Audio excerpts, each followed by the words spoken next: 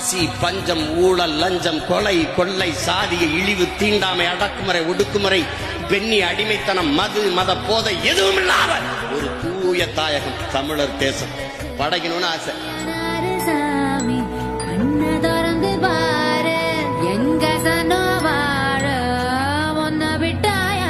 படைச்சிருவியா?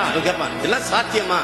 எது ஒன்றும் சாத்தியத்தில் இருந்து பிறப்பதில்லை என் அன்பு சொந்தங்களே, தேவையில் இருந்துதான் பிறக்குது. இந்த கட்சி தேவையா தேவையில்லையா?